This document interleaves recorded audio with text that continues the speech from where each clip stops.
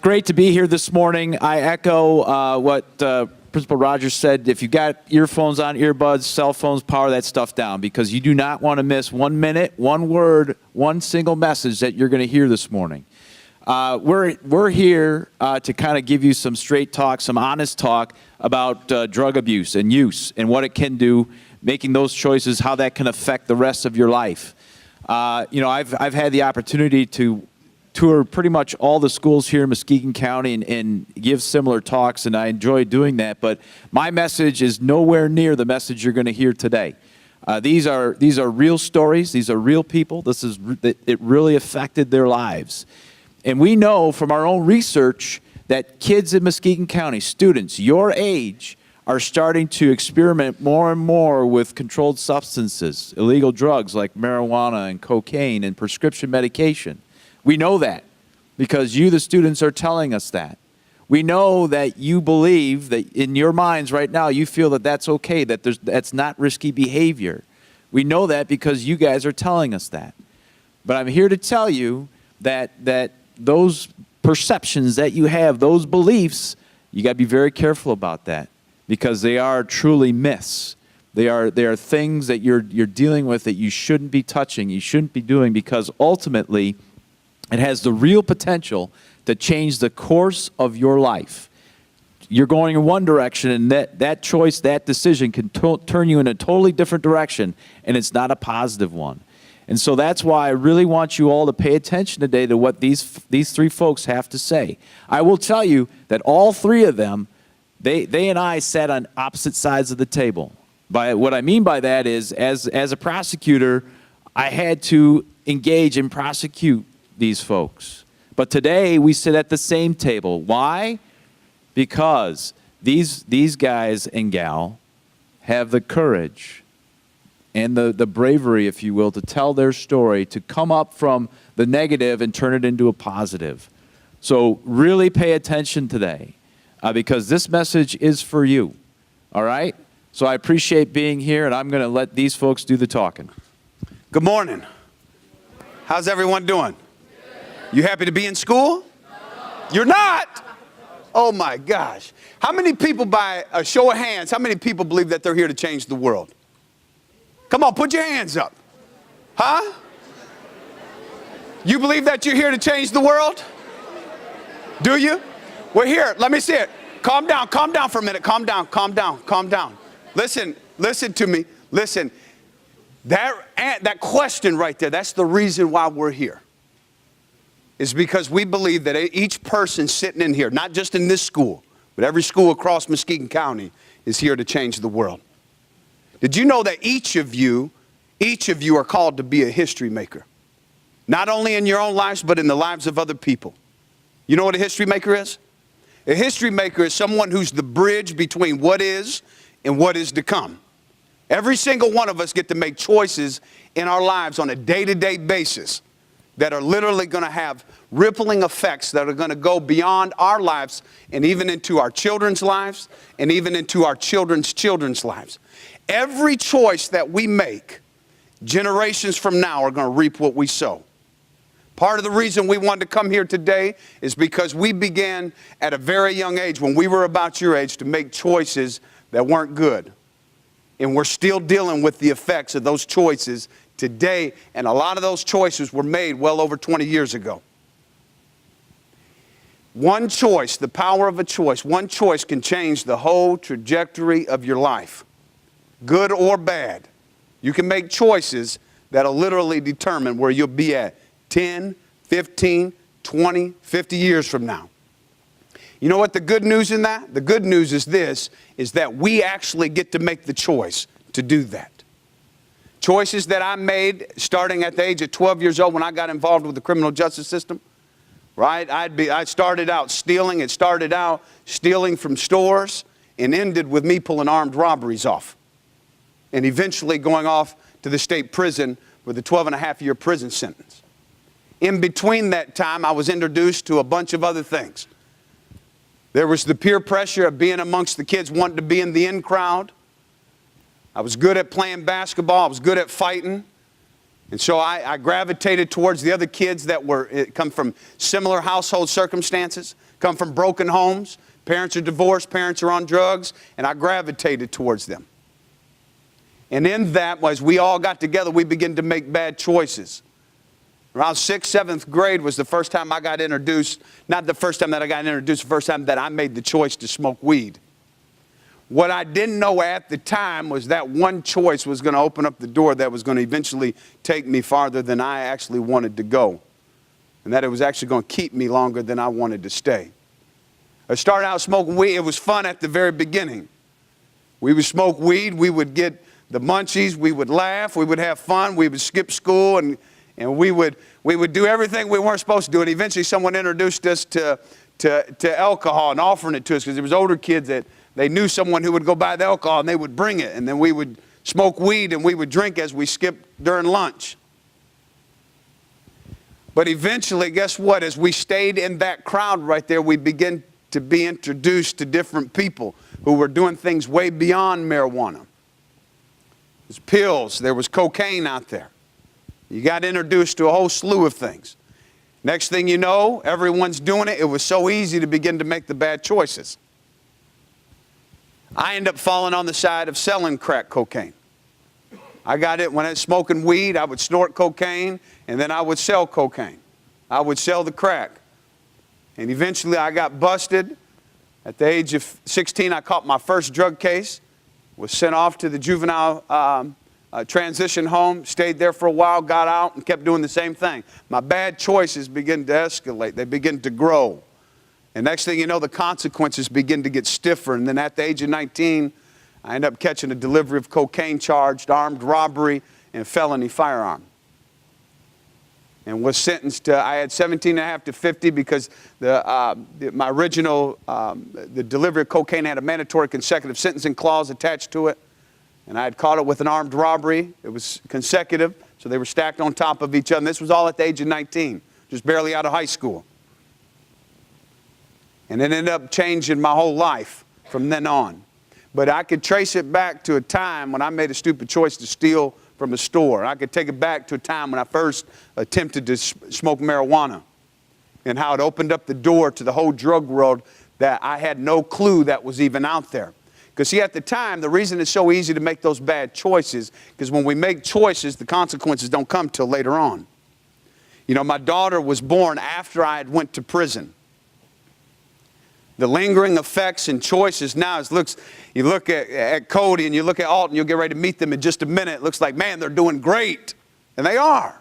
But you know what? Bad choices, a lot of them have lifelong consequences to them. You know, both of my parents had been to prison. Heroin addicts. My mom had almost life-threatening an encounter with a drug overdose, and eventually, later on, the effects killed her. So I don't have a mom because of drugs. My brother, this was when I was 17, died from a drug overdose. They found him in Indiana University in a classroom, third shift when the janitors were going through there. See, there's a lot of the effects that I didn't realize that at the time when I was in junior high. I thought we were just all going to have fun, smoke weed, giggle, hang out with the girls, get drunk, and we were just all going to have fun. I just assumed in my mind that was going to last forever. But guess what? It didn't. It only happened for a little while. And then eventually the consequences of those choices caught up with me. My brother died. My mom had a drug overdose. My dad was out going in and out of rehab. I'm sent off to the state prison. My sister was incarcerated. The choices my parents made, they ended up affecting us. And now they've affected our children. I was gone the first 12 years of my daughter's life. Come home, she's 12, strained relationship now. It's not a happy place to be at. I love my daughter. I stay consistent. Make sure I do my end. But we have a strained relationship because she's mad because I was gone first 12 years of her life. At the end of the day, who do I get to point the finger at? I can't blame it on her mom. Can't blame it on the police. Can't blame it on anyone. It comes back to me. I made the choice, and those effects, those consequences are going to be with me for the rest of my life. The power of a choice. You're in such a season of your life right now. This is a time to enjoy this time in school. Enjoy the sports, enjoy the prom, enjoy all the things that the school offers. And dream and be excited about going to college. If that's what you feel called to go into. Man, dream and listen. You have the potential to change the world. Now you may be, well, I'm not in the in crowd. I'm not popular. That's okay. Because guess what? To the world, you may be only one person, but to one person, you may be the whole world. And that one person that you get to influence, that one person that you get to impact, guess what? They may go off and impact hundreds of thousands of people. And those of you who do have influence, remember this. Make sure that you steward your influence for good. Don't have your influence and use it to lead people down a negative road and to encourage people to do things that you know that they shouldn't do. Now think about that, the power of a choice. One choice can change the whole trajectory of your life. Steward your influence. The reason that you have influence, the reason you can turn around and you can see that people are following you, it's a gift. Steward it very well because you can literally walk people into their destinies. Does that make sense? Who's here to change the world? Okay, that's more hands than the first time. Thank you for listening, okay?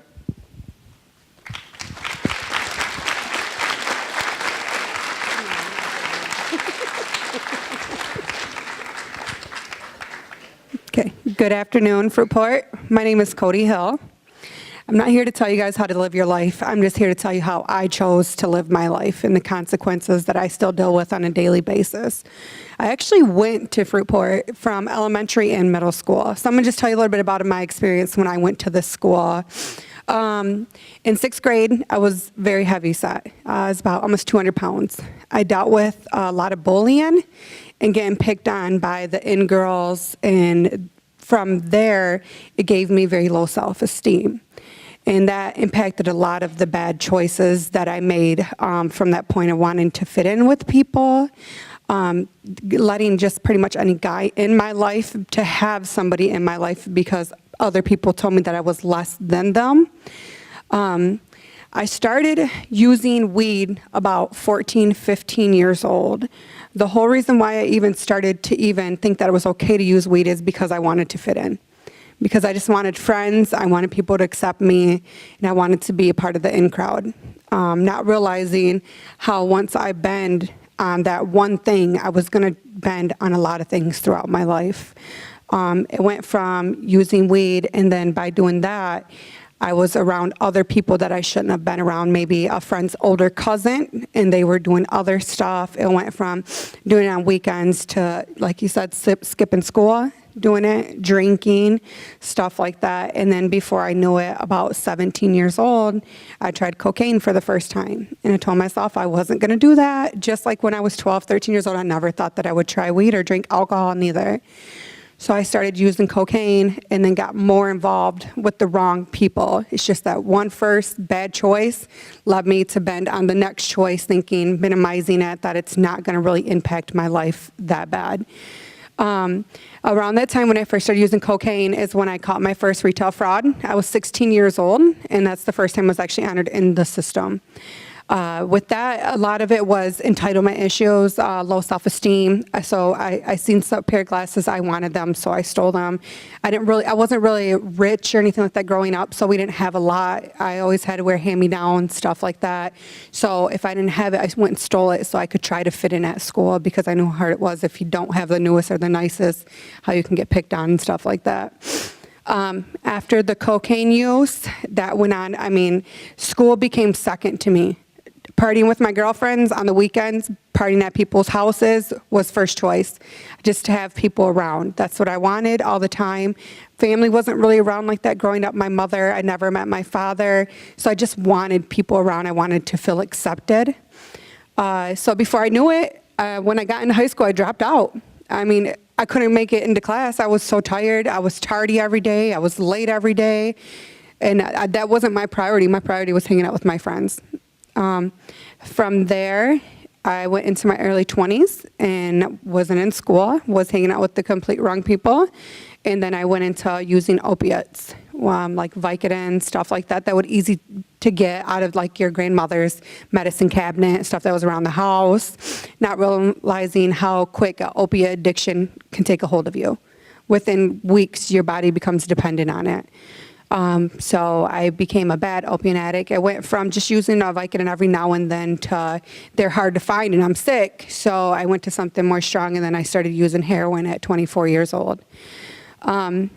Using heroin with just so quick. It grabbed a hold of my life. My whole life went downhill. The first time I used heroin, I had a 2-year-old son.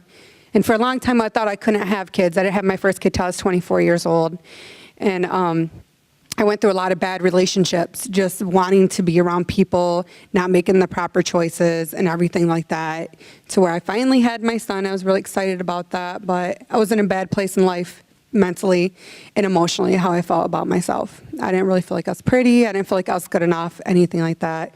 So I kind of used drugs to numb my feelings, because I never really allowed myself to mature as a teenager to know how to deal with when I'm having a bad day. What is the best way to deal with that? Because everybody has bad days. So when I started using heroin, I caught a felony. I have actually 15 misdemeanors and 4 major felonies. Most of them are for retail fraud, 1 possession, and 1 possession of a cell phone inside the county building. After using heroin, I ended up going to crack cocaine. And that's when my addiction really, really took a turn for the worse. I didn't see my son for on and off for years. Then it got to the point to where I got so bad that I ended up overdosing.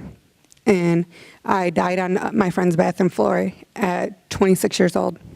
And she ended up having to bring me back, give me CPR and resuscitate me. I was supposed to go to court that day, and I chose not to go to court because it was my 4th felony, and I knew that if I went to court, I was probably going to prison.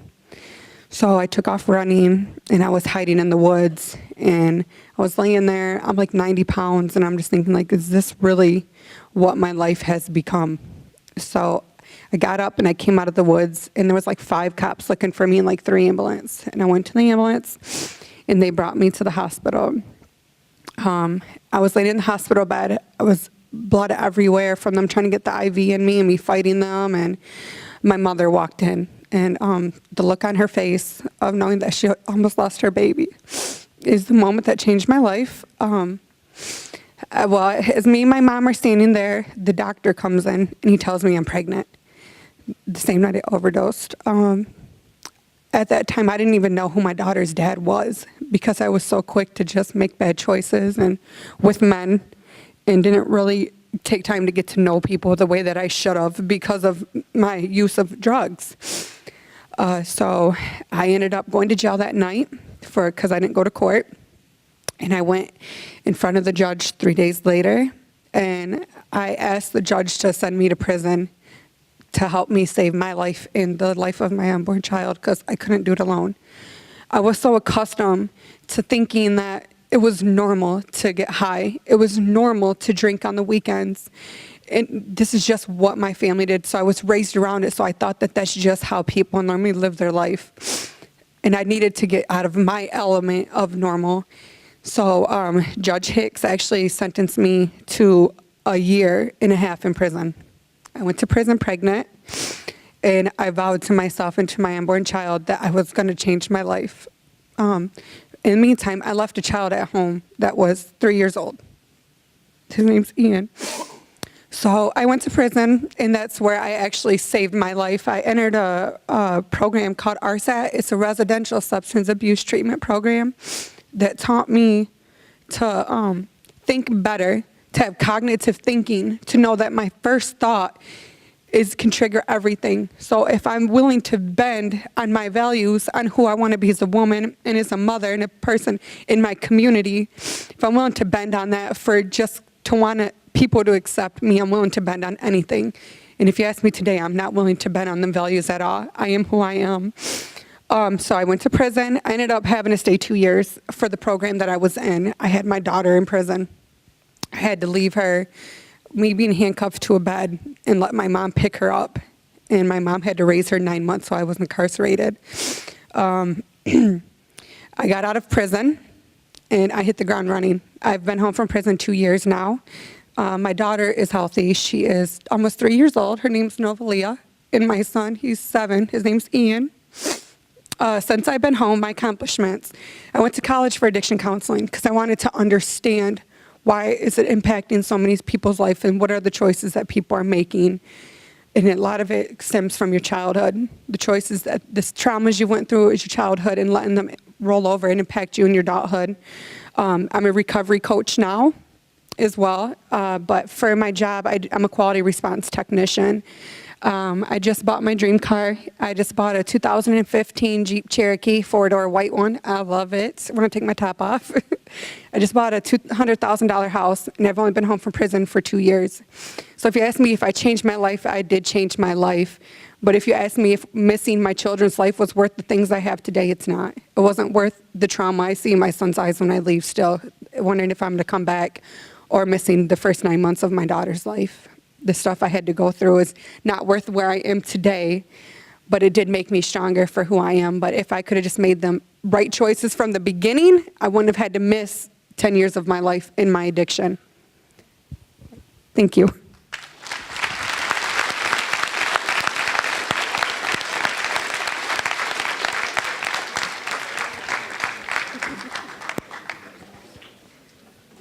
How y'all doing? My name is Alton. And what I'm attempting to do is introduce you to the bigger picture of the nightmare that my two colleagues just shared with you. First things first, if you're gonna be a world changer, you got to look at things the way they is and not the way you want them to be. See, some of these people that I'm all right with ain't really all right with me because they'll try to offer me drugs. They'll try to have me disobey my parents. And understand this, young people, that we are creatures of habit. You start making bad decisions, you keep on making bad decisions. So if you want to be a world changer, start changing the world by making great decisions because greatness is in you, as my man Nate said. Me personally, my story goes back a little further because I'm a little older than them. Oh, that's funny? A lot older than them then. Okay, thank you. When I was 12 years old, I began to disobey my mother. She was a single parent. I didn't think she knew what she was talking about. I thought she was out of her mind, coming to the house at 6 o'clock and all of that stuff. So I disobeyed her. First bad decision.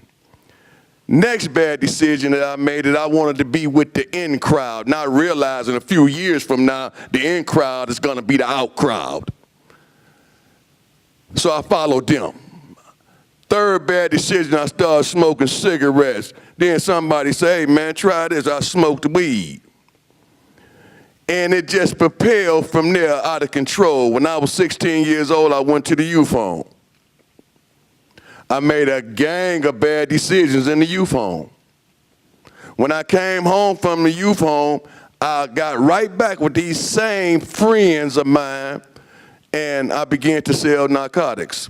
A lot of y'all wouldn't know what the name of it is, no way, so I ain't gonna even bother with it. But I got into that. And I said to myself, man, I never shoot no dope. I was 16. 2 years later, I was putting a needle in my arm. I was putting a needle in my arm at 18 years old.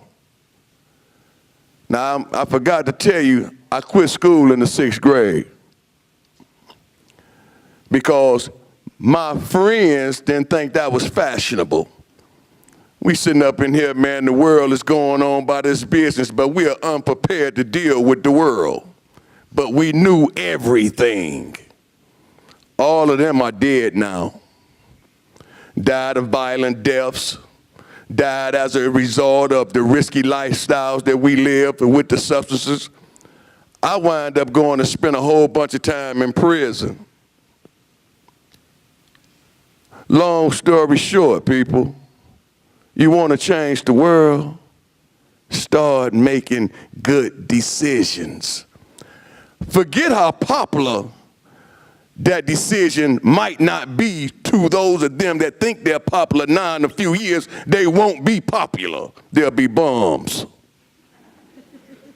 They'll be sleeping in their mother's basements, sleeping in cars, hanging out in areas where they are the prey, or sitting in prison because they set in on murders and they was too stupid to say something.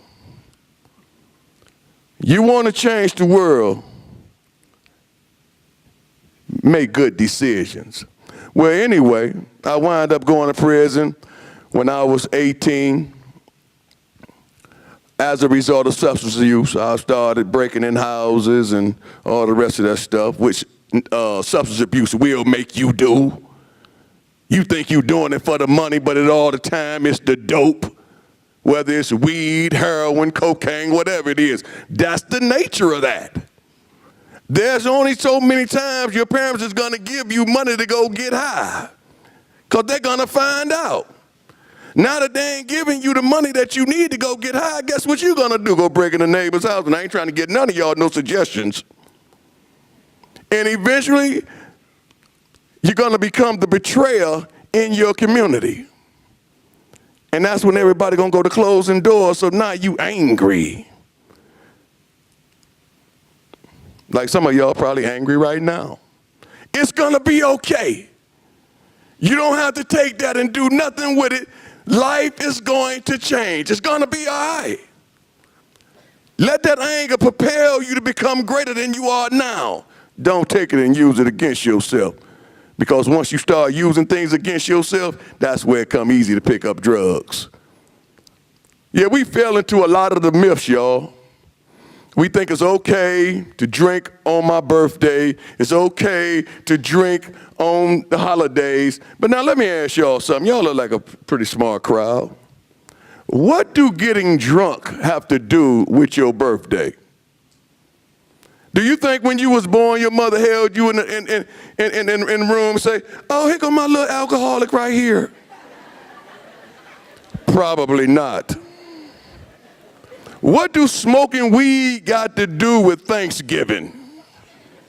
I'm smoking weed to get high on Thanksgiving. What that got to do with a turkey?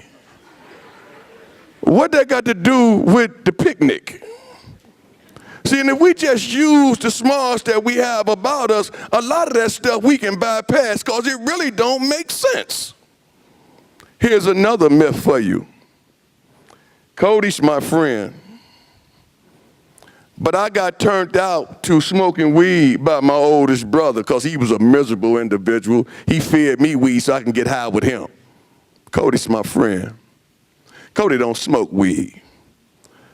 So now, would a friend or foe come to Cody and say, hey, let's try this?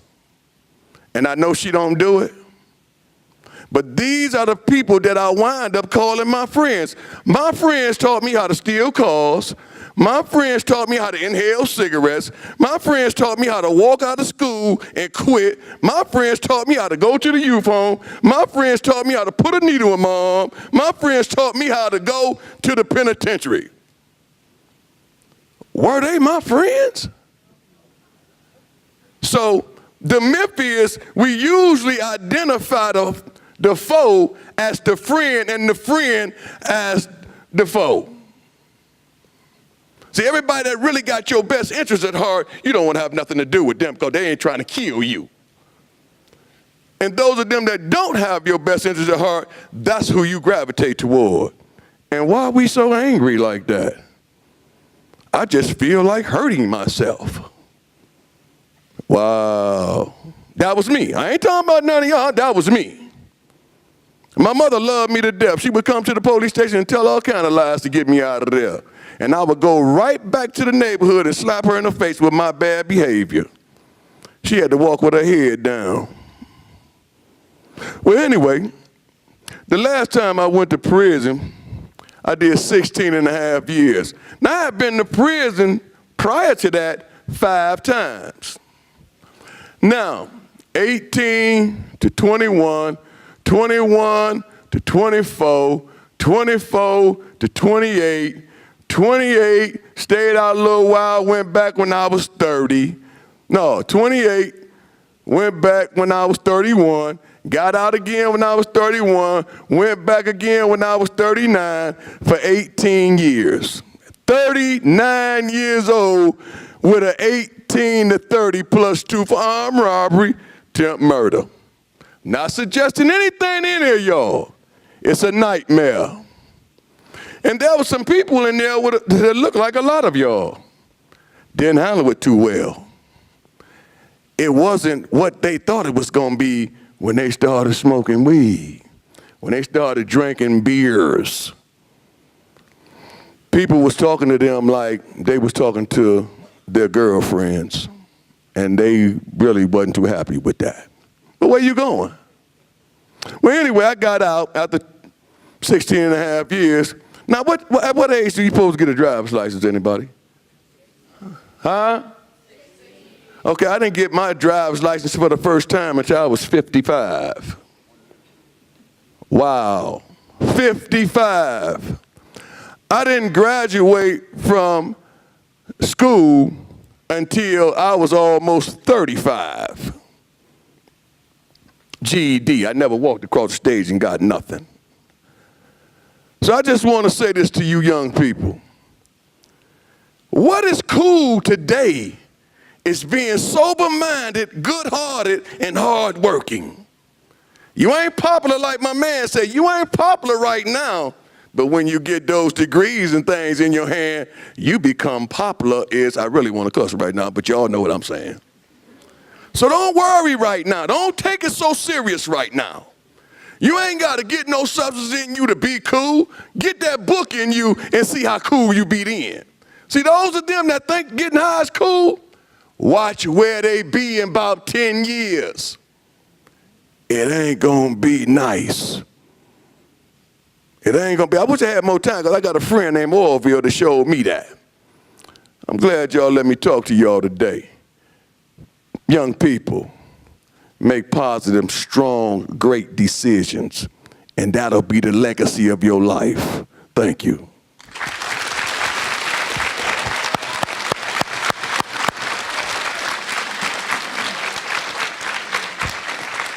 Well, I want to thank Nate, Cody, and Alton for sharing their stories. I mean, you got to understand something. It's not easy to talk about, how bad you were and the bad decisions you made. So I appreciate their courage and able to do that. We do have a few minutes. I was handed some questions. Now, a lot of these they address, but the one that I think is important because, again, some of us have children. I have a 14-year-old at home who doesn't listen, and so the first question is, why should this group of students? Why should they listen to you? Why should they take heed to your stories and your experiences? Why is that important? Why should they listen to you?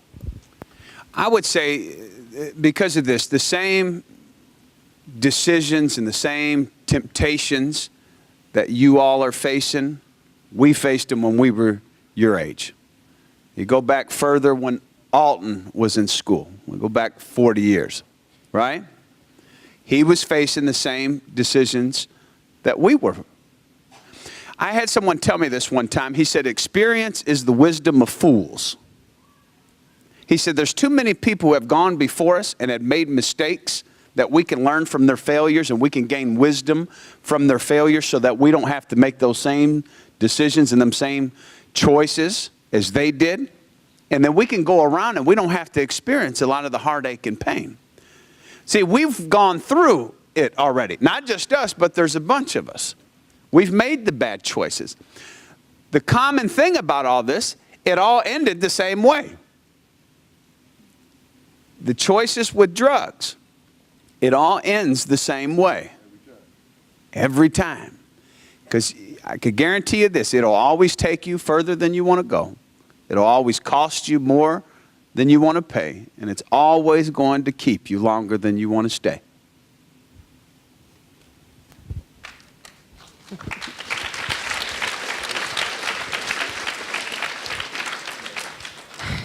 I guess for me, the reason why I feel like you guys should actually listen to what I'm telling you is because I was in them seats and I remember people being on the stage and telling me the same exact thing.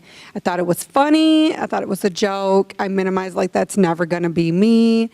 And guess what? I'm one of the people on the stage now pleading for you guys to not do to yourselves what I had to do to myself. all the hard choices, the bad choices, and the name, how it stained my name. And not only that, for my children as well. The stuff the trauma I've done to them, for like how my parents did to me, now I've done it to my children. Because the cycle just keeps going on and on and on. To just take it serious. It's your guys' life. Life does not end tomorrow for you guys in high school. Even when you graduate from high school, you really start living when you get out of here. You know, you change this world and make things so amazing for not only you, but for your children, for your parents. Like all of it lays in your guys' hands, but it's choices that you guys have to make for yourselves.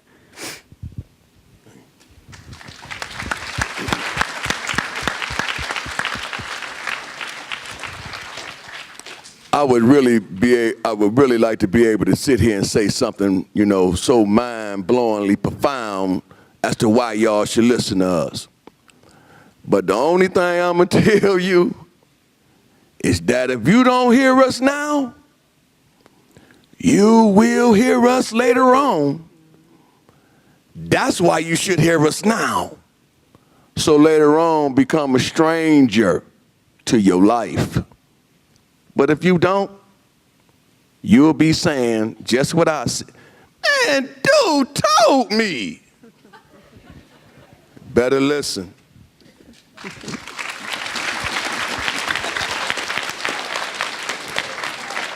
So let's talk about the other question on here that really hasn't been touched on, although Cody kind of mentioned kind of where she's been since she's been returned from prison. But, you know, explain to this crowd how difficult that road is. In other words, are the doors wide open when you come back? You know, and the struggle and the journey that you had in order to get to where you are today. Right, absolutely, yeah. When you come home, there's something that within the criminal justice world, there's a terminology that they use called collateral consequences. And for those of us who have been to prison, those of us who have captured felonies, that means you're doing time after time. That means there's still consequences attached to the thing that you did. Example, I was sentenced to prison. I went and I did my time, but when I came home, there were still consequences in society that I had to deal with. You notice when you go to apply for a job, you have to check the box, do you have a felony? If you go to school and college applications, some states, you have to check the box. You have this lack of trust with people because your behavior has told them otherwise that you can't be trusted. Your family don't trust you. It's when you go because of the lack of education and you're trying to go for a job, you have to deal with a lot of the stuff down at the bottom and you have to earn your way up. There's all types of consequences still attached to it after you make these choices. And for me, I'll give you one kind of a sidebar. I mentioned it about my daughter, that I'm still dealing with consequences with her because of choices that I made with family. And I'm doing good now. I work with 7x7 Life Recovery. I'm the reentry director. After I came home, helped get it started. And I get to help men and women coming home from prison and out of addiction. I love what I do. But even in the midst of what it may appear up here, there's still a lot of residue that's left over from past choices that I'm going to have to deal with for the rest of my life. And all of us who, and not just us, but anyone, this is one of those universal things. Whenever you make bad choices, majority of the time, those consequences have rippling effect that generations after us get to reap that, good or bad. All right, I'll stop.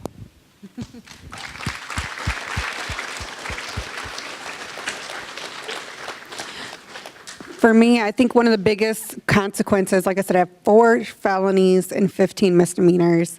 And most people, they look at me, they're like, there's no way you've been to prison. Yes, I've been to prison. For me, the biggest thing that impacted me is with my son, with my record, I cannot go on field trips. And if I do, I have to drive myself because of my record. So imagine being a parent and you're finally involved in your child's life and you got everything together, you got the big house, you got the title, and the school tells you that because of your record, you cannot be around other students. That's an impact. That really kills you because you want to be involved. You want to be able to be on the charity, on the committee, to make decorations and a lot of stuff I have to get pre-approval from the principal to even be able to do. Another one, I'm 4 years clean from heroin, and I have a story to tell, but a lot of people, they run my record, that's the story itself.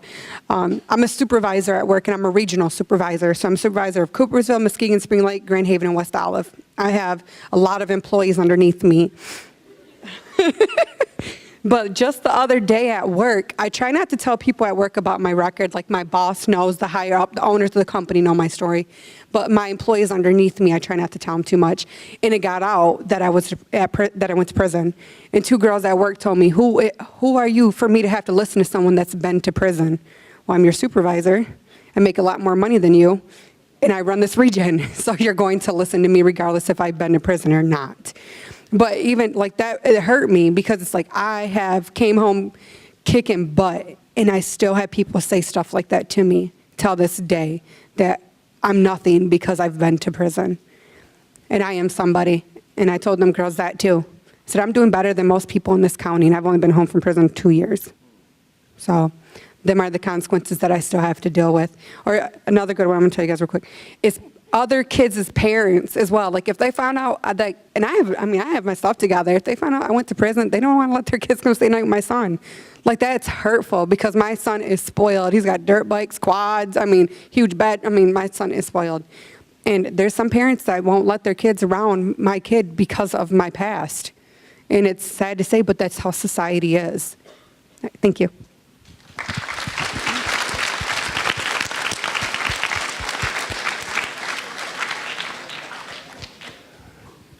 Some of the collateral consequences that Nate introduced y'all to is just a small piece of that. I can become the mayor of Muskegon, but I can't work as a UPS guy. Imagine that. I have children that while I was away became adults and had children of their own. Me and my children, we okay on the surface, but we have very strange relationships. They only call me when they want something. They feel like, Daddy owed me this. That's a part of those consequences, and in fact, I'm 57, I'll be 58 shortly. I'm playing with a short leash of time. See, in 3-4 more eye blanks, I might be going to the other side. Have I become who I have the potentiality to be? I won't know that then, because all that time I wasted, I threw away frivolously because I wanted to be with the in crowd. I wanted to be cool. That's a part of those consequences as well.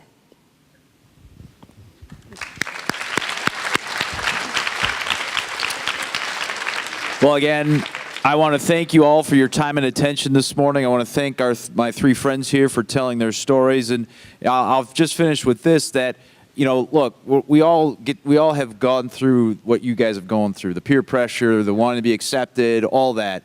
And I will agree with these 3. If you break through that, you burn through that, you'll be amazed as you get to the other side of high school. That stuff doesn't matter anymore. It really doesn't. If you're struggling with that, or if you're struggling with substance abuse, seek help now. Get it in control. Get it under control now. If you're thinking about it, let those thoughts flee from your mind. As you can tell, life-altering choices can happen as a result of that. Again, thank you very much. Thank you to Fruitport for hosting this, and have a great day. Go and change the world.